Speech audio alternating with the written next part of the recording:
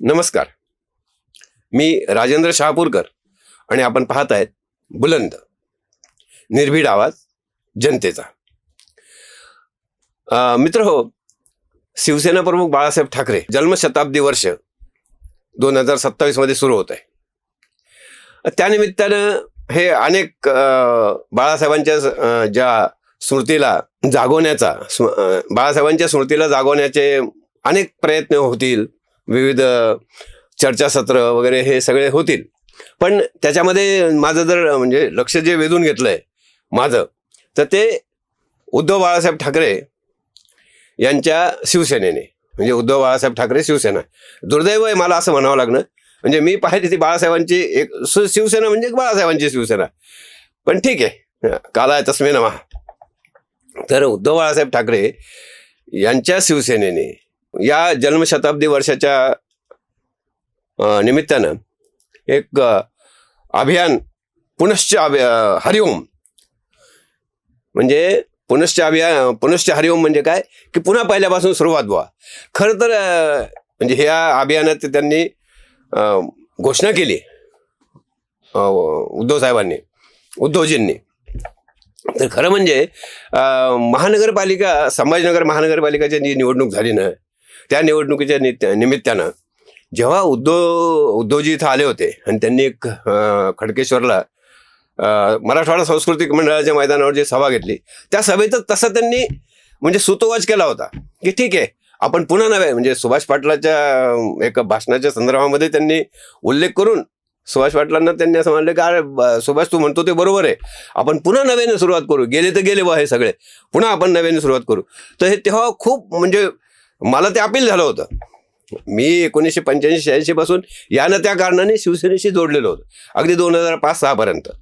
म्हणजे एवढा मोठा हे पाहता की मला एकदम ते सुखवणारं होतं ते की आज जी परिस्थिती झाली आणि जर उद्धवजी पुन्हा विचार करू लागले की आपण पुन्हा काहीतरी सुरुवात करू, पुन्हा नव्याने सुरुवात करू, तर हे अतिशय चांगली गोष्ट मला निमित्तानं वाटली होती. आणि त्यातच आता 2 एप्रिलला ती बातमी माझ्या पाहण्यात आली, पुनश्च हरिओम अभियान हे उभाठाने सुरू करणार आहे आणि त्यानिमित्ताने त्यांच्या बैठका वगैरे सुरू आहेत.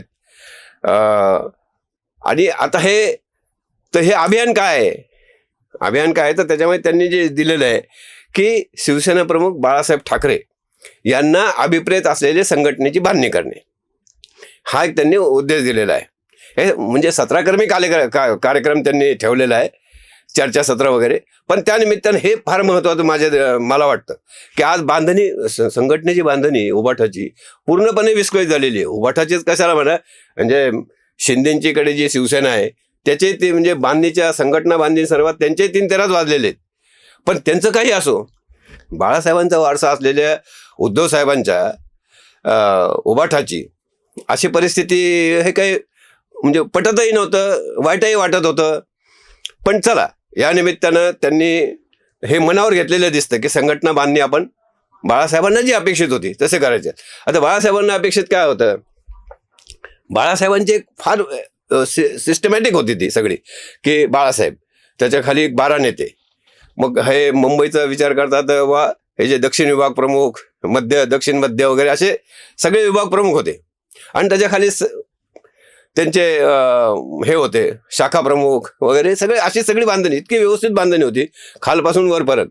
जेव्हा त्यांनी मराठवाड्याच्या निमित्ताने महाराष्ट्रामध्ये जेव्हा प्रवेश केला 1985च्या नंतर, तर त्यानंतर मग त्यांनी ते जिल्हा प्रमुख, उपप्रमुख, शहर प्रमुख वगैरे असे झाले. पण मुंबईपुरतं तसं नव्हतं. मुंबईत फक्त एक विभागीय नेते होते आणि मला वामनराव महाडिक विभागीय नेते होते दक्षिण मुंबईचे, त्यामुळे मला काही गोष्टी या माहिती आहे. तर अशीच तिथं पद्धत होती. तर बरं, ही नुसती संघटना बांधणी म्हणजे नुसती अशी पद देऊन मोकळे होणं असं नाही की खालपर्यंत, खालच्या ज्या आपल्या सर्वसामान्य नागरिकापर्यंत संघटना पोहोचली पाहिजे, असं त्यांचा उद्देश होता.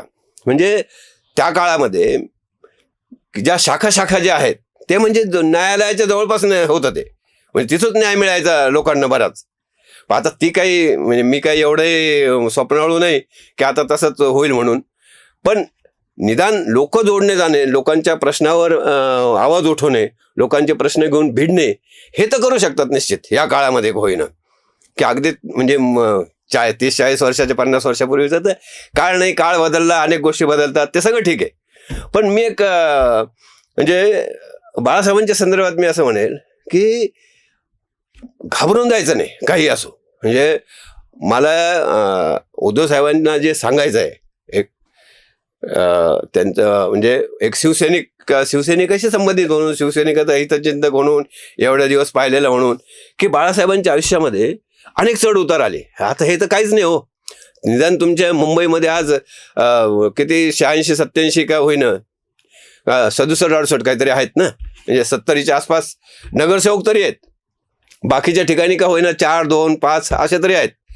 पण तुम्ही विचार करा की म्हणजे 1978ला काय परिस्थिती होती, काय परिस्थिती उद्भवली होती. कुठंच काही नव्हतं, ना आमदार ना खासदार, न ते 12, 10, 15 असे नगरसेवक आलेले. म्हणजे 68ला 42 आले की लगेच इकडं कमी झाले. का कमी झाले तर 1975ला जी आणीबाणी लागू केली इंदिरा गांधींनी, त्या आणीबाणीला बाळासाहेबांनी पाठिंबा दिला. म्हणून एकदा असंच गप्पा मारता मारता मी बाळासाहेबांना याविषयी छेडलं होतं. तर ते म्हणाले की माझी संघटना 9 वर्षाची होती तेव्हा, म्हणजे 1966ला स्थापना झाली, 75ला माझी संघटना 9 वर्षाची होती. 9 वर्षाच्या लहानशा संघटनेनं एवढ्या मोठ्या बाईशी फाईट करणं, आणि हे सगळे अस्पृश्य ठरवणार, अस्पृश्यच मला समजत होते तरी बाकीचे पक्ष, अशा परिस्थितीमध्ये मी बाईशी झगडा घेणं मला नव्हतं परवडत. कारण संघटनेचा प्रश्न होता. संघटना टिकली तर आपण पुन्हा जाऊया, हे दिवस निघून जातील, असा तो विचार होता. त्याचं त्यांना भोगावं लागलं ना. म्हणजे 78च्या जे 77ची जी निवडणूक झाली त्याच्यामध्ये फार शिवसेना साफ झाली, पण तरी ते डरले नाही, घाबरले नाही. आहे त्या परिस्थितीतून मार्ग काढला त्यांनी, आणि 85ला तर इतिहासच निर्माण केला ना. 1985ला शिवसेनेने इतिहासच निर्माण केला, स्वतःच्या बळावर भुजबळ महापौर केले. ही जी आहे, एवढंच कशाला, म्हणजे बाळासाहेबांनी काय काय नाही वगळलं. म्हणजे अगदी जवळचा माणूस डॉक्टर हेमचंद्र गुप्ते, हे पहिले महापौर शिवसेनेचे. नंतर आपले लालबागचे बंडू शिंगरे, हे छगन भुजबळ, गणेश नाईक, नारायण राणे, अशी कितीतरी नावं सांगता येतील. यांनी बंड केलं, वेगळे झाले, शिवसेना सोडून गेले. बाळासाहेब डगमगले नाही. शिवसैनिक माझ्याबरोबर आहे, जोपर्यंत शिवसैनिक माझ्याबरोबर आहे तोपर्यंत मी काही कोणाला घाबरत नाही, असंच त्यांचं सगळं बाळासाहेबांचं आतापर्यंत म्हणजे हे राहिलेलं आहे संघटन. आणि त्यांना शिवसैनिकांनी भरपूर मदत, साथही दिलेली आहे. शिवसैनिकांनी त्यांना कधी एकटं पडू दिलेलं नाही. आणि एवढंच नाही तर माधवराव देशपांडे, तुमचे ते अजून जे अगदी शिवसेना स्थापनेमध्ये जे काही होते सिनियर्स, त्यांच्याबरोबर सहकारी बाळासाहेबांच्या बरोबर, तर त्यांनी पण बाळासाहेबांवर आरोप करणं, हे करणं, हे मध्ये झालं होतं सगळं प्रकरण. तर बाळासाहेबांनी तेव्हा हे केलं की ठीक आहे, मी नको तुम्हाला, मग मी राजीनामा देतो. आणि त्यांनी ठाकरे कुटुंब, म्हणजे मी स्वतः तर थोडा, पण ठाकरे कुटुंब सुद्धा आम्ही शिवसेनेपासून वेगळे होतोय असं त्यांनी जाहीर केलं होतं. इथपर्यंत वेळ आलेली होती त्यांच्यावर, त्यांनी अशी घोषणा करेपर्यंत. अर्थात शिवसैनिकांचं एवढं आलोट प्रेम होतं त्यांच्यावर की 2-3 दिवस सतत शिवसैनिकांचा ओघ लागला कलानगरमध्ये, आणि बाळासाहेबांनी ते जनभावना लक्षात घेऊन ती माघार घेतली, आणि पुन्हा त्यांनी शिवसेनेला कुठल्या कुठे नेऊन ठेवलं. तर हा सगळा इतिहास आहे, हा फार मोठा इतिहास आहे गो. म्हणजे बाळासाहेबांच्या संघटना बांधीच्या निमित्तानं या सगळ्या इतिहासाची उजळणी झाली पाहिजे, वेळोवेळी झाली पाहिजे. प्रत्येक शिवसैनिकाला कळलं पाहिजे की संघटना ही कशी उभी राहिली. एका रात्रीत उभी राहिली नाही, कोणाच्या आशीर्वादाने उभी राहिली नाही, शिवसैनिकांच्या बळावर उभी राहिली, शिवसैनिकांसाठी उभी राहिली, शिवसैनिकांनी उभी केली. म्हणून बाळासाहेब म्हणायचे की जगातलं सर्वात मोठं पद माझ्याकडे, शिवसेना प्रमुख हे जगातलं सर्वात मोठं पद आहे. काय तुझं मुख्यमंत्रीपद आणि काय मंत्रीपद, ही जी म्हणजे हे होतं बाळासाहेबांचं जे विचार होते, ते त्या विचारांनी ही संघटना बांधली गेलेली आहे. बाळासाहेबांनी कधी कोणाची पर्वा केलेली नाही. अरे ते पैशाचं जेव्हा हे झालं की पैसे घेतले, ते बाळासाहेब म्हणे ते सुटकेस घेतात, मी ब्रीफकेस घेतो. इतकं त्यांचे विचार एवढे क्लिअर होते. म्हणजे ते म्हणायचे की ठीक आहे ना, निवडणूक लढवायला लाख रुपये, तेव्हाचे 5-50 लाख रुपये असतील, आज कोट्यावधी झाले. पण एवढे पैसे लागतात, आणायचे कुठून मी? इलेक्शन तुम्ही हे करा, इलेक्शनमध्ये सुधारणा करा, नाही घेणार पैसे आम्ही. इतकं सडेतोड आणि इतकं व्यवस्थित हे म्हणजे आता ते लोकांना काय वाटेल की असेच बोलले तसेच बोलले, पण त्याच्यात खरेपणा होता. आजही मला त्याच्याविषयी काही म्हणजे ते काही चुकीचं बोललं असं मला आजही वाटत नाही. त्या उलट त्यांच्या धाडसाची कमाल वाटते. खऱ्या दुखऱ्या नगवर त्यांनी बोट ठेवलं. मुसलमान ते मुसलमानचं असं ना, अरे यांच्याकडून नागरिक आहे, त्यांना मतदानाचा अधिकार काढून घ्या, म्हणजे त्यांच्याकडून कोण कुत्रं जातं त्यांच्याकडे पाहावं, हे बोलायचं धाडस लागतं. हे धाडस बाळासाहेबांकडे होतं. आणि याच धाडसाने ही संघटना, अशी शिवसेना एवढी मोठी अभेद्य संघटना निर्माण झाली. तर हे या सर्वाची जर उजळणी केली गेली, सर्वांना सांगितलं म्हणजे अहो हे कशाला. भारतीय जनता पक्षाची एक वेळ अशी होती की त्याचे फक्त 2 खासदार होते, फक्त 2 खासदार. आज त्यांचं झाले 10-15 तिसरी वेळ आहे पंतप्रधान पदाची सलग, म्हणजे 15 वर्ष आता होतील त्यांना. तर ही अशी परिस्थिती. म्हणजे आज जी काही शिवसेनेची दानादान उडाल्याचं दिसतं, तर हे काही नसतं. हे चालू असतं, हे होत राहतं, हे होईल जाईल. आज तर हे जे इतिहास चक्र आहे, हे इतिहास चक्र फिरत असतं. फक्त त्याला खंबीरपणे उभे राहणारे नेतृत्व पाहिजे. त्याला या काळाची काय गरज आहे ते लक्षात आलं पाहिजे. म्हणजे बाळासाहेबांचं असं म्हणणं होतं की पिच पाहून खेळावं. मी पिच पाहून खेळतो, माझं संघ जिंकला पाहिजे, हे माझं मत आहे. तर संघ कसा जिंकल? संघ म्हणजे RSS नाही, संघ म्हणजे शिवसेना. म्हणजे जशी काय परिस्थिती आहे तसे मी निर्णय घेतलेले आहेत. तर ते निर्णय का घेतले? माझ्या संघटनेसाठी आवश्यक होते. आता एखादा निर्णय चुकतो.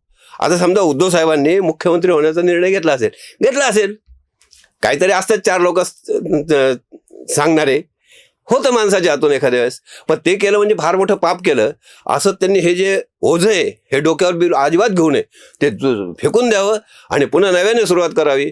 म्हणजे खूप अतिशय ती आनंदाची गोष्ट राहील शिवसैनिकांसाठी, हिंदुत्वासाठी. कारण बाळासाहेबांनी पहिल्यांदी घोषणा करणारे होते बाळासाहेब. म्हणजे काय गर्व से कहो हम हिंदू आहे, हे कधी आली? हे 1985ला रमेश प्रभूंच्या विलेपार्लेच्या इलेक्शनमध्ये ही आली. ही जी घोषणा आली ही, अरे त्या इलेक्शनमध्ये बाळासाहेबांनी हिंदुत्ववादाचा प्रचार केला. असा ठपका ठेवून मतदानाचा अधिकार त्यांच्याकडून 6 वर्षासाठी काढून घेतला होता. हा इतिहास सांगितला पाहिजे. हा इतिहास चैतन्यमय इतिहास आहे. हा स्फूर्तिदायक इतिहास आहे. हा स्फूर्तिदायक इतिहास या निमित्तानं जेवढा सांगता येईल तेवढा सांगावा. त्या संजय राऊत जो इतिहास सांगतो तो कुठून त्यांनी इतिहास आणला माहीत नाही, पण त्या इतिहासाची गरज नाही. हा इतका जाज्वल्य इतिहास आहे, इतका नसनसात म्हणजे एक हे भरणार आहे, स्फूर्तिदायक आहे अतिशय. तर हा इतिहास हे करावा. उद्धवजींना मी शुभेच्छा देतो की त्यांनी असा विचार केला. कारण कसं असतं, बेटर लेट दॅन नेव्हर.